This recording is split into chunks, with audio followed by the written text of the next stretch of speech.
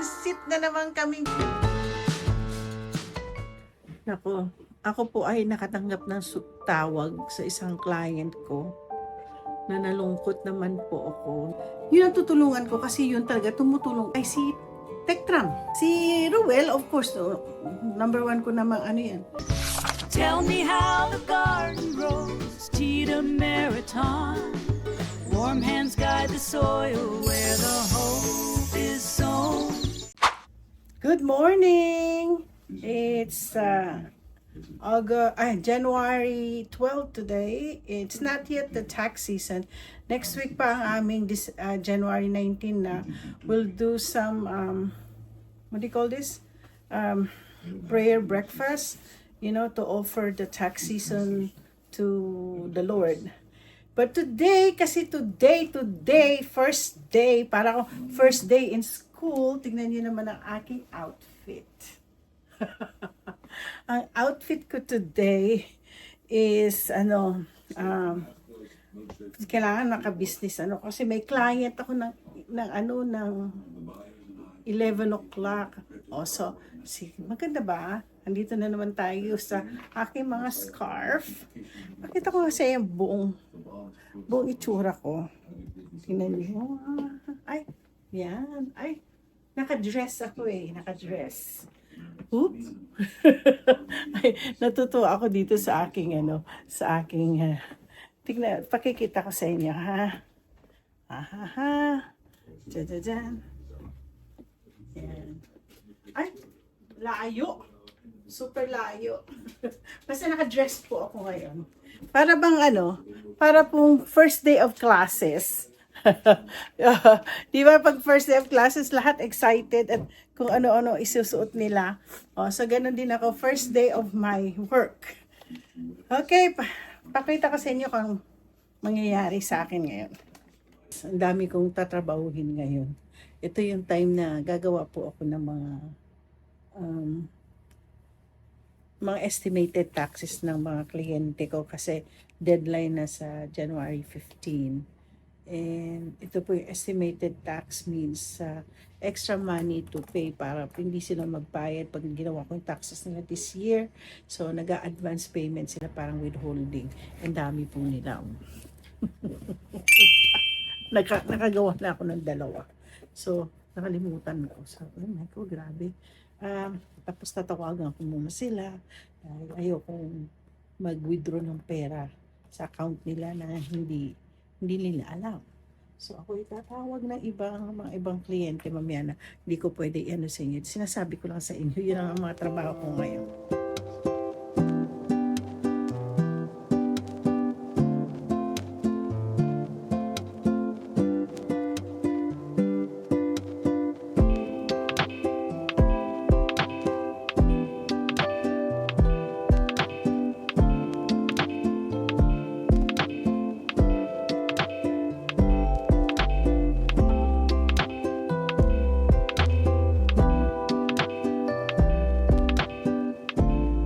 Marami na naman akong kliyente na nagbigay na naman ng pagkain sa atin. At ito po.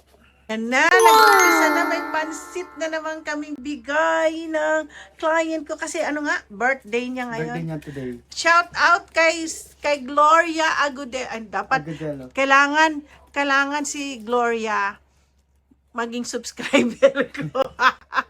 Dapat itong kliyente ko to, sasabihan ko nandyan ba si Glo? Nandiyan ba siya ngayon? Sinatid niya lang yan kasi may siya sa LBC. Hinatid lang niya at may siya. Ako rin, may gagawin ako sa LBC rin. Pero next week ko na ipadala. Meron na naman po kami kumain. Kaya kailangan si Gloria Agudelo. Good morning ka naman. Hello, good morning guys! Yan. Inaano ko lang, video ko lang yung ginagawa ko dito sa trabaho. At yung pero hindi naman nila makikita kasi yung mabibilis. So ngayon nag-stop lang ako kasi meron na naman kami lunch. Uy, gumawa ko ng adobo na may itlog. Ngayon po ang word for today sa akin ng Lord is frugal. Frugality. practicein natin. So, hindi po ako bibili ng mga damit ngayon at gagamitin ko yung mga luma-luma ko ng mga, mahilig ako mag-scarf. Kaya tingnan niyo yung aking mga suot. Maganda-ganda na isuot ko, hindi na ako mukhang gusgusin. Sige, trabaho na ako. Magtrabaho ka na!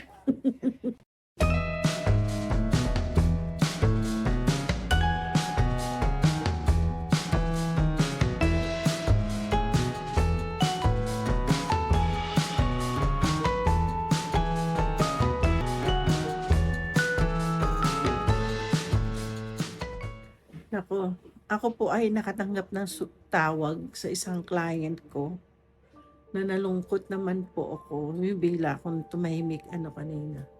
Naiyak ako. Yung kanilang anak na kilala ko kasi, ako po kasi ang yung kliyente na yun ay maraming rental properties. 51 years old na yung anak nila ngayon. Sabi ko sa kliyente ko na, swelduhan mo yung anak mo, file natin taxes nila, kunan mo siya ng mga Roth IRA, yung parang retirement para pag tumanda, kahit tumandang binata, gusto ko nga ipakilala sa mga kaya lang wala na. Namatay po noong December 24, na kasi yung mayaman po to, nakatira po sila by the lake. Yung kanyang boat daw na may remote control, hinanap niya yung boat niya hanggang sa hindi nakabalik gabi na mag-exchange gift na hindi pa nila makita, hindi siya bumabalik. Tapos nung tumawag daw ng pulis, hinanap sila, nakita yung katawan niya pero bangkay na. Lungkot. Kasi for how many? 10 years? 12 years? Ako po sabi nga nung asawa niyang babae, yung nurse yung si Ate Becky, sabi niya, ikaw pala, Marie, ang nagsasabi kay Bert na paswelduhan, i-file natin taxes ng anak ko. Maraming salamat. Pasalamat siya na ng pasalamat sa akin. Ganyan po kasi ako pag pamilya po yung naiyak ako kasi ang bata, 51. Yun na lang po kasi hindi naging successful sa kanilang magkapatid. Halos lahat mga nurses na, mga doktor. Kaya lang yun lang po yung bunso na hindi. Pero yun, ang laki ng tulong niya sa tatay na. They got almost 16 rental properties. Siya po ang runner. Siya po ang mga nag-fix ng ng mga apartment nila. Ngayon mag-iisip ako kasi kung ifa-file ko pa yung taxes nila. Pero sabi ko nga, pag-usapan na natin, mag-grieve muna kayo. Dahil mahirap. Alam niyo yung sitwasyon, yung trabaho ko. Hindi lang po gumagawa ng taxes para bang pamilya ko po ang mga kliyente ko. Lalo na pag close sila sa akin. Oo. Lalo na kunwari sakali may iba pang, kunwari, Ate Marie, magsasara na ako ng business ko, lugi na ako. Alam mo, pati ako naiiyak. Kasi yung journey ng aming hindi po ako basta-basta pera lang ang aking habol sa kanila. Hindi po. Relasyon ang inaano ko. Eto na naman po tayo. Ganyan po aking ugali. Hindi po ako basta hindi ako mukhang pera. Baka pamilya ako. Kaya nga po, channel 2 ako lagi. Sandali lang po, baka mag-lunch na kami. Tapos na po at nakapag-lunch na po ako. Policy ko naman ngayon sa opisina. Ang mga client, we have to close the door. At meron na kasi kami, dito kasi may batas na dapat namin yung 12 to 1 na break time. So magbe-break naman sa umaga, mga 15 minutes. Pero pagdating lunchtime, we have to have at 12 to 1 o'clock na sarado. Pati nga pharmacy namin pag 12 to 1, wag kayo pupuntan mga 12 to 1 kasi magsasara po kami talaga. Nagkakaroon ng settlement at saka lawsuit dito tungkol dyan. Kaya gaya rin ng meron din po kaming ngayon. Ako ay magpapahinga, either matulog, meron pa akong 30 minutes. Oo nga, may 30 minutes pa matulog, pwedeng magkape. Nap! Pagawa ng kape! Please! Kape na yung Nespresso. Tapos ayun, manood muna po ako na Katatapos ko lang na pinanood yung ni Roel, yung bahay niya. Nasabi niya mayroon daw akong kwarto doon. Ngayon, nakikichismis naman po ako ngayon. Ka-stress po ngayon. Meron po kasi akong kliyente na Dati na po sila. Akala nila napakadali nang binibigyan po ako ng bagong kliyente na kasi binenta nila yung business nila. So sila ngayon magte-take over. So hindi na sila, wala na po sila sa ko. Ito po payroll. Busy po si Carmela ngayon. Kailangan po namin mag-concentrate sa reporting kasi before January 31st, lahat po ng W2, yun yung ifa-file ng taxes ng mga tao, ma-release. Ito namang kliyenteng to, matagal na po, October. November, no, binenta niya yung kanyang adult family. Sinabihan ko naman many times na ibigay na po, hindi naman kulang-kulang. Ngayon lang po nila binigay at nakaganito pa. Hindi nakapuan. Ano gagawin ko? Ako, ngayon, gusto kong tulungan si Carmela. Ayoko pong ako na akong gagawa. Besides, saan pa nag-umpisa ito kundi ako? Ako nagturo sa kanila. Siyempre, sana nga ako pa rin, marunong pa rin akong gumawa. So, ngayon, kailangan ko i-retrieve lahat ng mga pinadala nila sa akin. At hangin nahihilaw. Gumagawa na po ako ng disclosures para sa mga business ko. Tapos ito na, papasok na naman. So, wala akong choice kundi ako ang magtatrabaho. Yan po ang ginagawa ko ng mga may-ari, ng mga presidente. Dapat, di ba, pag presidente ka, nakaupo ka lang ng turo, gawin mo. Hindi po. Ako pa rin po nagtatrabaho.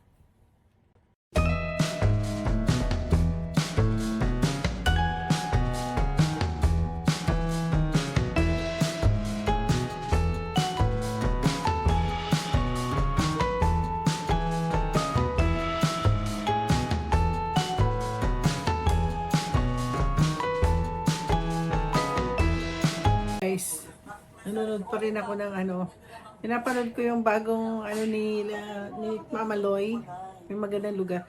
Mapapagod ako. Ako na naman ako mag-create, ako ang mag-umpisa. Hindi pa nagagawa ito. Para ako nangangapa. Ay, nakakapagod. Uuwi na pagod mamaya. Ay, nako, ganitong buhay talaga dito sa Amerika. Mahirap din po magkaroon ng business.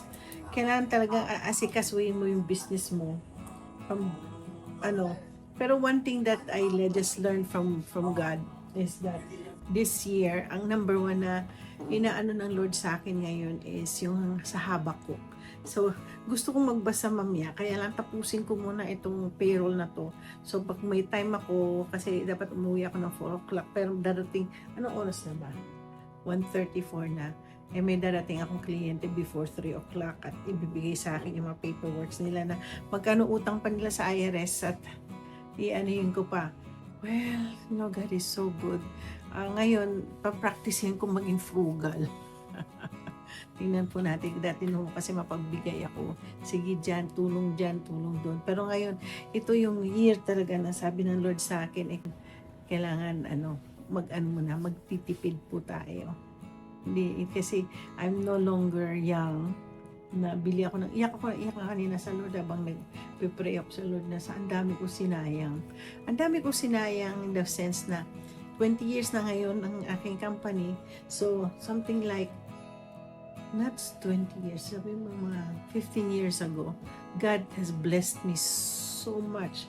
Meron po kasi akong time na talagang sinunog ko yung pera. Pera means nilustay ko halos every year and para lang sa mga anything, bags, shoes, pagkakain dyan doon, libre sa mga lahat ng mga kaibigan. Yung para bang naging ko, very sa mapagbigay, dami ko. Doon tumutulong din po ako. Maabot po ng halos 200, sabi mo na 200,000 a year. Tapos meron po ako isang na-addict ako. Doon sa na-addict ako talagang nakakaano. Sana po pala, in 20 years, multimillionaire na talaga ako. Kaso hindi. Ngayon ko lang na-realize. Kaya nung nag-fasting nga po ako, doon ko na-realize na talaga, Lord, talagang nagre-repent ako sa Lord na sobra-sobra ang aking ginastos. Marami po akong tinutulungan ako mag-aral. At masaya naman ako na marami rin nagtapos. Pero sa mga tao kasi marami pong tao humihingi sa akin na kayo gusto na mag-aral, gano'n. Alam mo, nagpipray ako, tapos God will give me wisdom na, alam nyo, sa totoo lang, nung panahon na kaming walang-wala, nung namatay yung tatay ko, wala na isa tumulong. Maliban sa kapatid ng tatay kong taga dito sa LA. At saka yung uncle ko pala, yung kapatid ng mami ko. Yung sa sense na na kumapit tayo sa Panginoon. Because God will always give us, revelation. Magsasagot ang Lord. Kaya nga pag-aaralan ko tong Habakuk. Kasi yung Habakuk na to, yun ang nagbigay sa akin ng hope. Kaya gusto ko siyang pag-aralan uli na totoo talaga na God will restore you. Kaya nga pasensya na ho doon sa mga taong humihingi sa akin ng kesyo o PWD sila. Guys, mayroong Department of Health nagbibigay po ng tulong. Magtiyaga lang po kayong magpila. Ako nga po, pumipila din po talaga ako. Kung kailangan kong libre, pipila po ako. Wag natin i-excuse ang sarili natin na may sakit tayo. Kung may sakit man tayo, manalangin kayo na God is a healing God. And He will give you.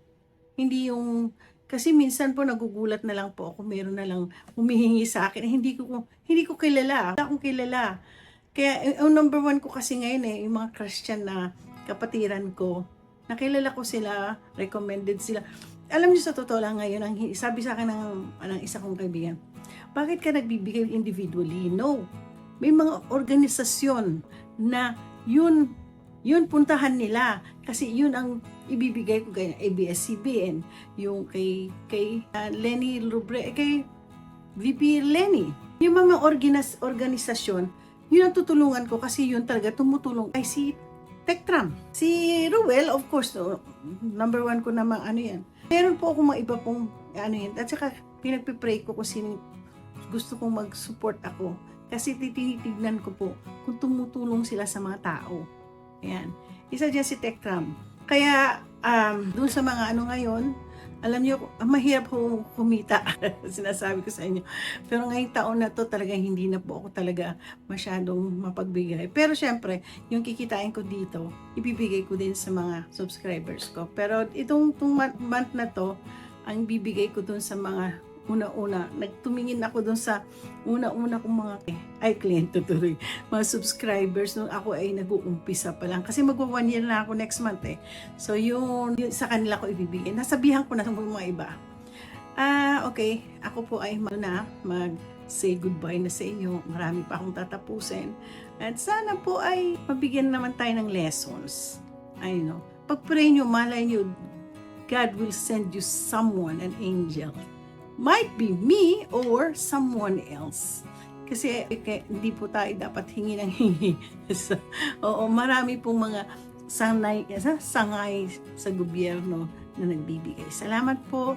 I hope you will like and subscribe dito sa vlog ko na to. Buhay ng isang CEO, presidente. Actually, president po ako ng company ko. Yun po, kasi corporation po to.